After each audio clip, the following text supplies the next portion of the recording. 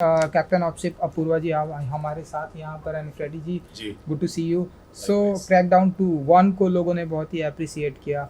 2 पर आप जो है फ्रेडी जी के साथ में आ रहे हैं, इन्हें बहुत सारा प्यार मिला है, बहुत कुछ ऐसे कमेंट्स भी मिला है कि इन्हें हीरो के रोल में प्रेजेंट कीजिए ऐसा।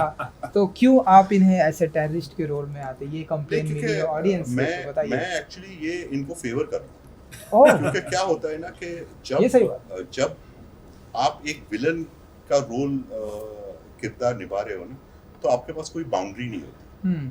तो आप हीरो बन सकते हो विलन के अवतार में, तो आपके पास पूरा फ्रीडम है, जो भी करना है वो कर सकते हो और पब्लिक आपको एक्सेप्ट कर लेगी। लेकिन हीरो सब कुछ नहीं कर सकता।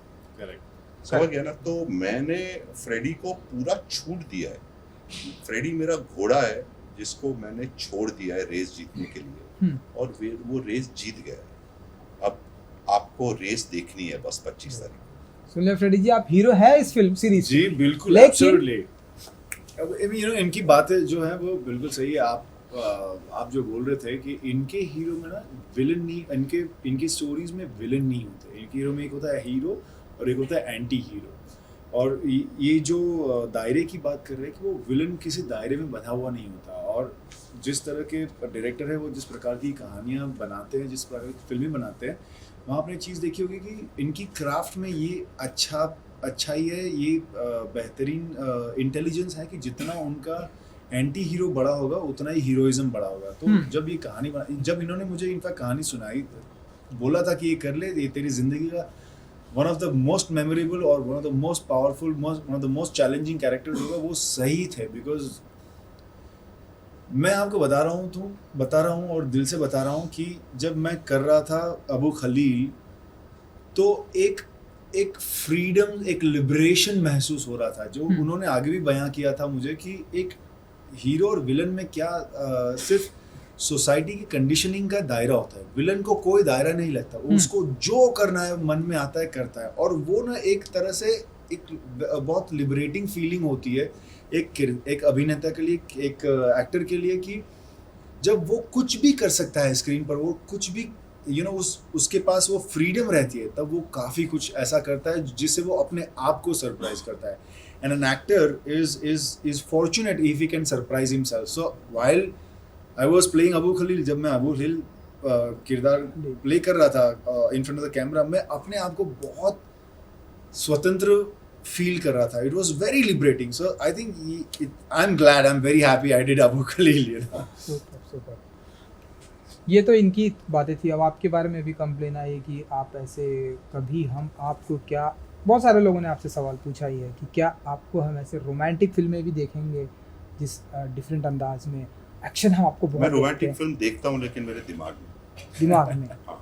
उसे पर्दे पर नहीं उतारना चाहते आप कभी? पर्दे पे किसी और बनाते वो देख लेता हूँ, मजे लेता हूँ उसके। ओके क्योंकि मुझे ना ही रोमांटिक पिक्चर के ऑफर आते और मुझे लगता भी नहीं है मैं बना पाऊंगा। ओके, रोमांस में एक्शन दिखा सकते हैं आप।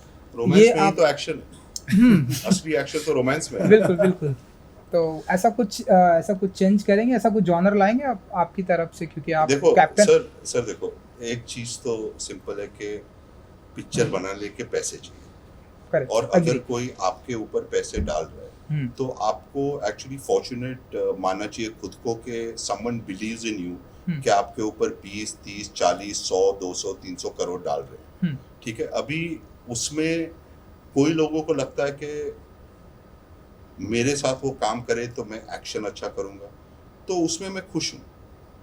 आप समझ गया ना, क्योंकि वो अभी मैं एक क्राफ्ट में कॉन्फिडेंट हूँ, मैं बजट में पिक्चर ला सकता हूँ। मैं शो, ये जैसे ये शो है मैंने 46 डेज में ख़त्म किया है। तो मेरे को ये अभी ये आ गया है क्योंकि मेरी बैकग्राउंड ही असिस्टेंट डायरेक्टर की थी, प्लानिंग वगैरह। तो अगर कोई आता है और मेरे को स्क्रिप्ट अच्छी लगती है तो मैं 100% करूँगा। मैं कॉमेडी भी करूँगा, हॉरर मेरे से होगा नहीं क्योंकि मुझे पता नहीं पड़ता है। तो कुछ भी करेंगे यार। The genre is such and film making is such के अगर कुछ अच्छा लग गया तो कोई भी लैंग्वेज, एवरीथिंग इज यूनिवर्सल। बिल्कुल। लेकिन अब तो आपके पास जियो सिनेमा जैसा प्लेटफॉर्म है, तो उनके पास पैसों की कहाँ कमी है? वो लक ये इसे कहते हैं किस्मत। बिल्कुल। कभी भी पलट सकती है। किसने सोचा था वुड के लिए कर रहे थे, जब वुड के लिए कर रहे थे बहुत सारे एक्टर्स पहली सीजन में अग्री नहीं कर रहे थे क्योंकि वो सोच रहे थे कि वो छोटी कंपनी के लिए काम करेंगे, लेकिन वुड सपोर्ट किया इतना और जियो ने ले लिया। तो अभी क्या है, जियो के ऊपर आज से कुछ 6 या 7 स्पॉट है हमारे पर हाफ मैच में। तो मतलब कितने करोड़ लोग देखते हैं यार जियो पे, तो उनको सबको पता चलेगा भाई क्रैकडाउन जैसी एक चीज है, बिल्कुल देख लो, और वो भी फ्री में।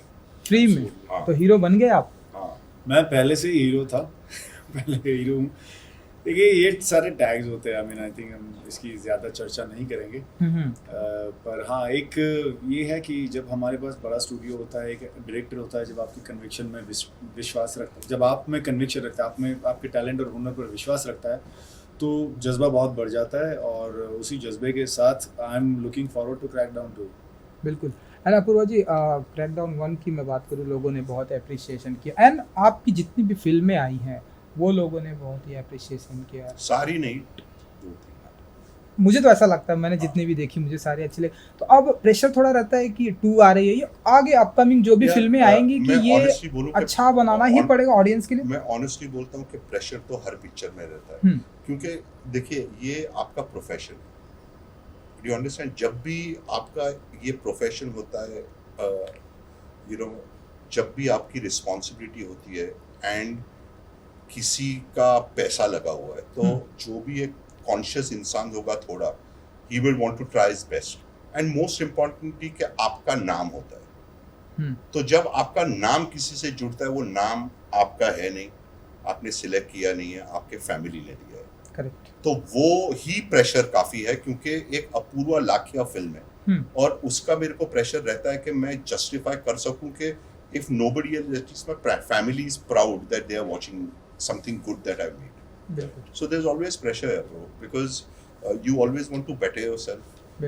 आपको हमेशा लगता है कि मैं अच्छा करूं, कि मेरे सीनियर्स बोले कि अच्छा काम किया है, मेरे जूनियर्स बोले कि ऐसा काम करना है, तो वो तो अप्रिसिएशन तो सबको चाहिए ना। बिल्कुल।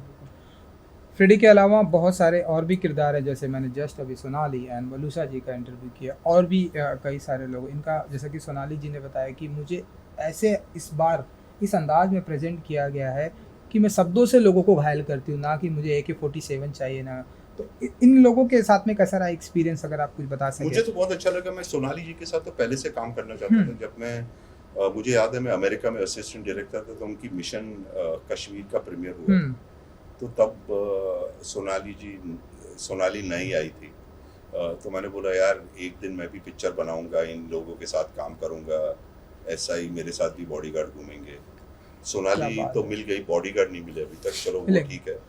तो लेकिन अच्छा रहा। सो एंड वलूशा अगेन इट्स गुड। वलूशा है ना ऐसे मस्त एकदम AK-47 चला सकते, और उन्होंने बताया कि मैंने ऐसा जादू किया है हमारे कैप्टन ऑफ शिप के ऊपर कि अब आजकल वो अपना नाम वलूशा नाम बताते हुए फिर रहे हैं कि मैं वलूशा। हाँ, तो क्या है कि वो उसका एक वो पावर है। तो अगर पावर में घुस जाते हो ना, तो बहुत कुछ वो करवा लेती है आपसे, यू नो, जैसे डायलॉग बुलवा लेती है हिंदी में, जो उसके इंग्लिश में लिखे थे हमने, लेकिन हिंदी बोल लिया उसने, तो हमने बोला भाई ये भी कर लिया तूने। तो क्या है कि ये सब अप्रिशिएट करते हैं हम। तो it was great fun working with all of them यार, it was a pleasant experience. And दूसरी बात ये है कि अभी इनके लिए तो मैं सीनियर हो गया हूँ थोड़ा, तो थोड़ा वो रिस्पेक्ट भी मिल जाता है, तो मजा आता है। बिल्कुल। जब मैं बोलता हूँ चुप, तो चुप रहते हैं। अच्छा, तो वो जब बोलता हूँ भाग, तो कोई नहीं भागता, सिर्फ मैं भागता। तो वो ऐसे कौन है जो कहते हैं चुप, तो वो चुप नहीं रहते, माना ये तो चुप रहते हैं, तो वो ऐसे कौन? अरे ये क्या क्लास टीचर थोड़ी ना, अभी क्लास ले रहे हैं हमारी यार। क्लास टीचर थोड़ी ना चुप बोलेंगे कहीं यार। इनके जैसा डायरेक्टर बहुत कम मिलते अभी। Is a new age director, you know, जो वो बातें करने से लग रहा है। हाँ, आई मीन वो आते हैं तो देखिए, हमने बहुत सारी कहानियां सुनी है कि यू नो ये डायरेक्टर गुस्से हो जाते, ये फेंकते, वो फेंकते, गाली उलट, but he is a friend, you know, ये बात अलग होती है कि जब सेट पर आते हैं तो सबको अपना रोल मालूम होता है। देखिए इतने सारे एक्सपीरियंस एक्टर के साथ आप जब काम करते हैं ना, तो आपको अपनी रिस्पॉन्सिबिलिटीज पता होती है, तो वो एक अलग जोन है जहाँ पर व्हेन ही सेज हम लोगों को करना पड़ता है। बट ये थोड़ी ना कि चुप बोलेंगे और बोलेंगे कि चलो उठो और भागो। अगर भागना है तो भागना पड़ेगा, फिर चाहे ये बोले या असिस्टेंट डायरेक्टर बोले, यू नो, अगर सीट के सामने। बट इनके साथ काम करने का कुछ अलग ही एक्सपीरियंस रहता है, यू नो।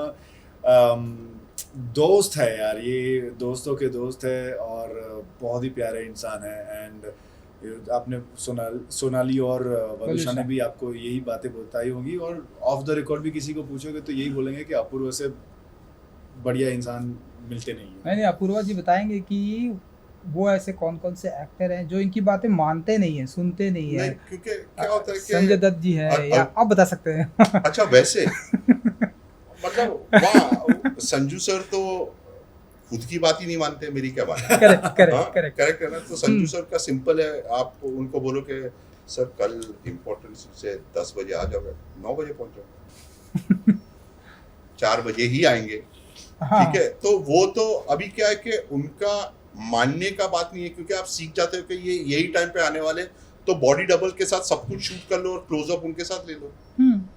तो क्या है कि प्रॉब्लम नहीं है। प्रॉब्लम तब होता है जब आदमी आता है रोज 9 बजे और फिर 3 दिन 4 बजे आता है, उसमें प्रॉब्लम हो जाता है, क्योंकि आपकी प्लानिंग नहीं होती कि ये। तो with Sanju sir and all that is very easy because you understand now. Amit ji will come, if you call him at 7, he'll come at 7. But he'll leave at 6. So in Shootout in Lokhandwala, when Sanjay Dutt and Amitabh Bachchan were together, they were never together. एक shoot किया है उनके body double से, एक shoot किया है उनके body double से, क्योंकि वो साथ में है ही नहीं, सिर्फ लास्ट सीन में साथ में थे, और पूरी पिक्चर में लग रहा है कि एक दूसरे के सामने बैठ के डायलॉग थे ही नहीं। बिल्कुल। तो यही है मैजिक ऑफ सिनेमा। क्योंकि जब तक मैं ये कहानी किसी को नहीं बताऊंगा, सबको लगेगा कि क्या मजा आया होगा तेरे को उस दिन जब संजय दत्त और अमिताभ बच्चन एक दूसरे को गालियां दे रहे थे सेट पे, लेकिन संजू सर उनके बॉडी डबल को दे रहा था और उनका बॉडी डबल संजू सर को दे रहा था, और सिर्फ अरबाज और सुनील शेट्टी से जो दोनों बार बैठे थे साइड में।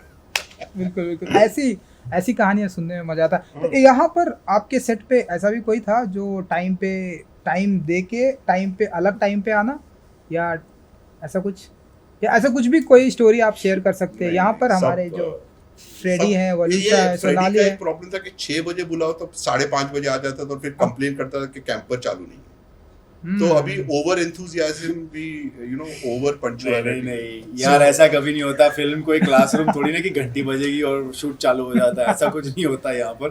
तो नहीं, ऐसा नहीं है। बट सी ब्रो, अभी कोई जानबूझ के तो लेट नहीं आता है ना, कभी कभी आ जाते हैं, लेकिन आराम से। Atmosphere has to be fun, क्योंकि काम होना चाहिए मजाक मस्ती में।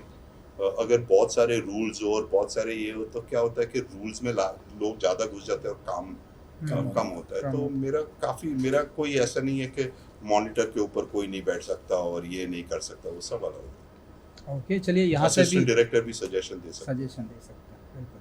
कई बार बोलना पड़ता है उसे कि आप असिस्टेंट डायरेक्टर हो, मेन डायरेक्टर ना हो, मेन डायरेक्टर को बोलने दीजिए। बिल्कुल। चलिए यहाँ से भी हमें सिग्नल मिल रहा है रैप करने के लिए। सो इस बार फ्री है, स्ट्रीमिंग होने वाला है 25 मई को। आप बताइए। 25 में Jio Cinema, please watch Crackdown. Free है, अच्छा सीरीज है, एक्टिंग बहुत अच्छी है और काफी धमाके हैं, तो आपको मजा आएगा। And it's family oriented. Absolutely. Super. Thank you so much. Thank you so much. And good luck. Thank you.